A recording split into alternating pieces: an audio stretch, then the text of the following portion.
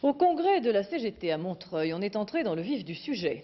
Toute la question est de savoir si la CGT va adopter la ligne dure et très politique suivie ces derniers mois ou si elle va tempérer ses critiques contre le gouvernement et le Parti socialiste, ne serait-ce que pour ménager une partie de ses troupes.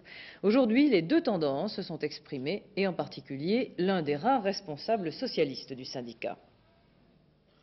Mes camarades, je pense que nous sommes en 1985 en pleine répercussion concrète de la politique dite de rigueur, décidée en 1983 sous un gouvernement d'union de la gauche. À l'applaudimètre, l'un des rares responsables de la CGT, membre du Parti socialiste, n'a pas fait recette malgré ses critiques de l'action gouvernementale. Il était difficile d'aller à contre-courant quand la tonalité générale des interventions était à la condamnation en bloc du gouvernement. Chez Renault, ce n'est pas Gattaz. C'est Mitterrand lui-même qui a déclaré à la télévision il y a un an « Je vais m'occuper personnellement du dossier Renault ». 3 jours après, Bess était nommé et Hanon limogé.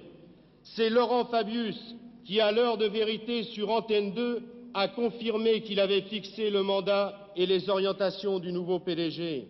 Ce choix de classe, c'est celui qu'a fait le Parti socialiste. Le durcissement de la CGT vis-à-vis du gouvernement n'est pas le seul enjeu de ce congrès, mais c'est le plus important. Il est vrai que la déception et le ressentiment sont grands, et certains voudraient en tirer parti pour renforcer la cohésion de la centrale. Un écueil que semble vouloir éviter Henri Krasuki pour ménager ceux qu'un durcissement pourrait marginaliser, notamment les adhérents socialistes, comme l'a concédé l'un de ses proches. Nous ne disons pas que la droite, le patronat, le gouvernement socialiste, c'est la même chose, comme nous n'avons jamais nié les aspects positifs de la période 81-82. Cependant, force est de constater que chacun joue de son instrument sous la conduite bienveillante d'un chef d'orchestre qui a progressivement changé de partition. On a donc débattu avec sérieux à ce congrès où l'autocritique était peu de rigueur. Beaucoup de sérieux, mais peu de chaleur, sauf pour acclamer l'arrivée de Georges Ségui, qui présidait il y a quelques années encore une CGT en bien meilleure santé.